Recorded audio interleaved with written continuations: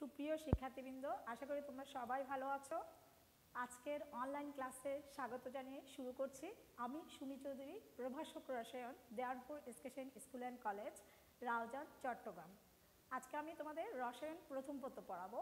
রসায়ন প্রথম পত্রের দ্বিতীয় অধ্যায়, যার নাম কোয়ালিটেটিভ কেমিস্ট্রি, অর্থাৎ গুণগত রসায়ন।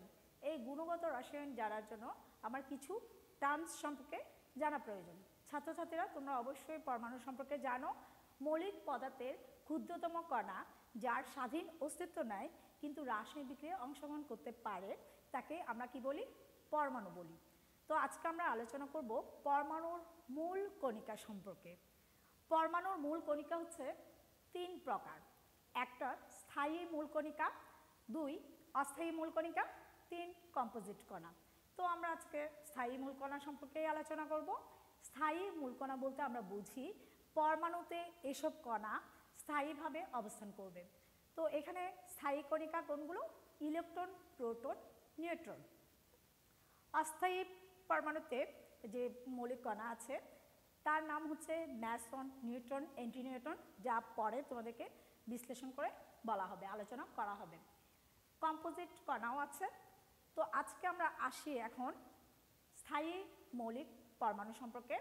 পরমাণুর মূল কণিকা যেটা আমরা আলোচনা করব সেটা হচ্ছে ইলেকট্রন নিয়ে। তো ইলেকট্রন আমরা জানি 1897 খ্রিস্টাব্দে স্যার জে থমসন ক্যাথোড রশ্মি পরীক্ষার সময় এই ইলেকট্রনের অস্তিত্ব আবিষ্কার করেন, কিন্তু এর নামকরণ করেন বিজ্ঞানী জে স্টোনি। বিজ্ঞানী জে স্টোনি এর নাম দেন ইলেকট্রন। তো ইলেকট্রন হলো ক্যাথোড পরীক্ষায় প্রমাণ হয় ক্যাথোড রশ্মিটাই হলো হচ্ছে কি ইলেকট্রনের প্রবাহ।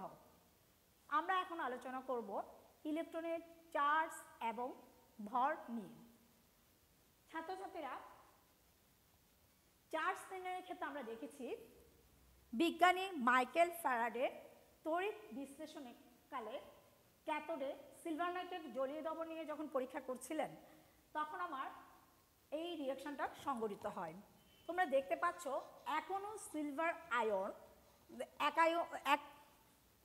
আয়ন সিলভার, 1 মোল সিলভার আয়নকে সিলভার পরমাণুতে পরিণত করতে 1 মোল ইলেকট্রন বা 6.023 × 10⁻23টি ইলেকট্রনের অংশগ্রহণের প্রয়োজন।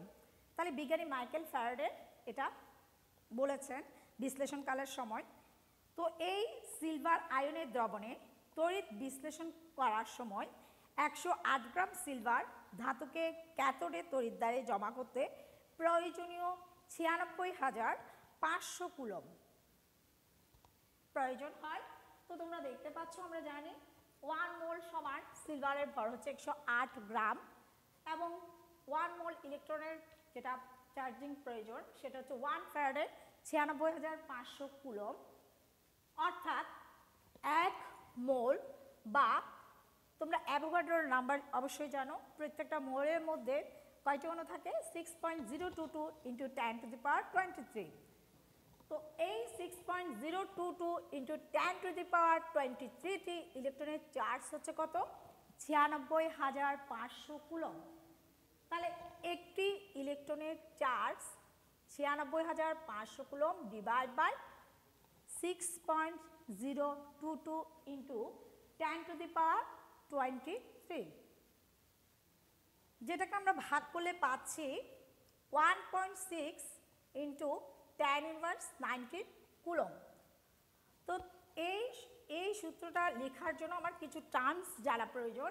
ছাত্রছাত্রীরা তোমরা খেয়াল করো, 10 কুলম সমান 1 EMU is equal to 3 × 10⁻10 ESU। আমার যখন কুলমকে আমি EMU-তে অথবা ESU-তে পরিণত করতে যাব তখন আমার এই সূত্রটার প্রয়োজন আছে। ছাত্রছাত্রীরা তোমরা লিখে নাও এই সূত্রটা। আমি কি বলেছি? 10 কুলম সমান 1 EMU। এখন তোমাদের মনে প্রশ্ন আসতে পারে EMU মানে কি?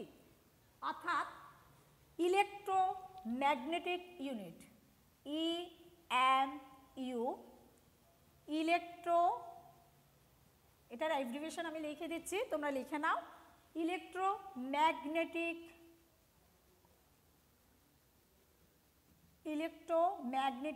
ইউনিট।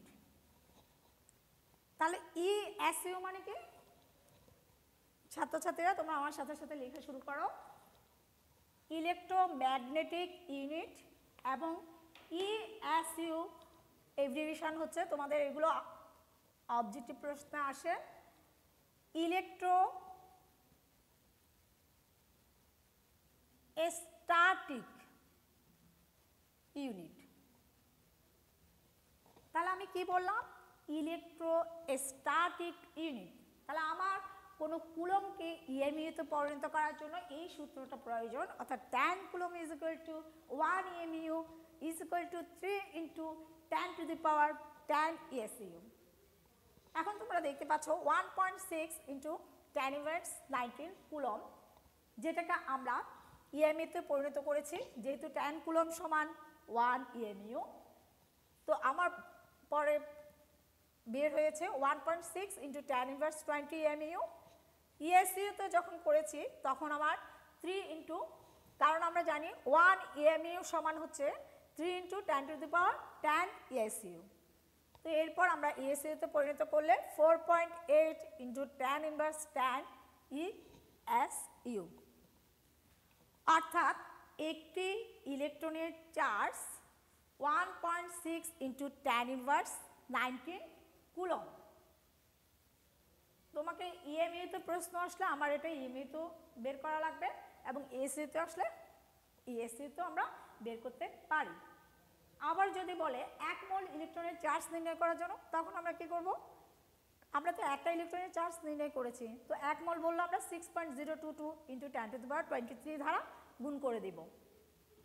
পরে ভর নির্ণয়ের মধ্যে আসি। আমরা এখানে লিখেছি হাইড্রোজেনের পারমাণবিক ভর হচ্ছে 1.00785, এবং এটাকে যখন আমরা মোলে পরিণত করতে যাব তখন 1 মোল পরিমাণ হাইড্রোজেন সমান কত হবে? 1.00785 গ্রাম। অর্থাৎ 1 মোল বা 6.00022 into 10 to the power 23 hydrogen পরমাণুর ভর হচ্ছে কত? 1.00785 গ্রাম। এটিকে যখন আমরা 6.023 ইন্টু 10 টু দি পাওয়ার 23 দ্বারা ভাগ করি তখন আমরা পাচ্ছি কত? 1.674 ইন্টু 10 ইনভার্স 24 গ্রাম। কিন্তু আমরা জানি একটা ইলেকট্রন ভর হচ্ছে একটি হাইড্রোজেন পরমাণুর ভরের 1838 ভাগের 1 ভাগ। তো 1.674 ইন্টু 10 টু দি পাওয়ার 24 কে আমরা 1838 ভাগের 1 ভাগ দিয়ে গুণ করলে আমার যে মানটা বের হয় সেটাই হচ্ছে আমার ইলেকট্রনের ভর। ছাত্রছাত্রীরা তোমরা লিখে নাও। তাহলে আমার একটি ইলেকট্রনের ভর কত বের হয়েছে? 9.11 ইন্টু 10 ইনভার্স 28 গ্রাম। এরপর যেটা আমরা কিলোগ্রামে নিয়ে যেতে পারি, 9.11 ইন্টু 10 ইনভার্স 31 কিলোগ্রাম। তো এখন আমরা যদি বলি এই গ্রামটাকে আমরা কিসে পরিণত করতে পারি? অ্যাটমিক মাস ইউনিটেও আমরা পরিণত করতে পারি। তো অ্যাটমিক মাস ইউনিটে পরিণত করতে হলে আমাকে কত দ্বারা ভাগ করা লাগবে? ছাত্রছাত্রীরা তোমরা খেয়াল করো, দেখো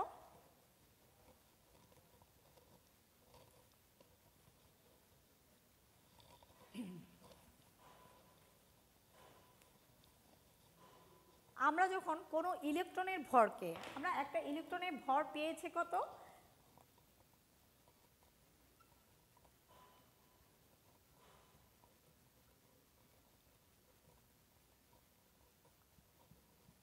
আমরা একটা ইলেকট্রনের ভর গ্রামে পেয়েছি কত? 9.11 ইন্টু 10 ইনভার্স 28 গ্রাম। তো এটাকে আমরা AMU তে প্রকাশ করতে গেলে অ্যাটমিক মাস ইউনিটে যদি আমরা প্রকাশ করতে যাই তখন আমাকে কত দ্বারা ভাগ করতে হবে? 9.11 into 10 inverse 28 divide by 1.66 into 10 inverse 24। তাহলে তার সমাধান করলে আমরা যেটা পাচ্ছি সেটা হচ্ছে কত?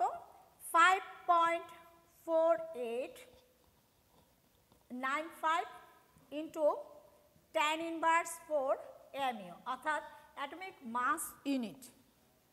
এরপর আমরা যদি বলি 1 মোল ইলেকট্রনের ভর, আমরা একটি ইলেকট্রনের ভর বের করেছি, সেই থেকে আমরা যদি বলি 1 মোল ইলেকট্রনের ভর,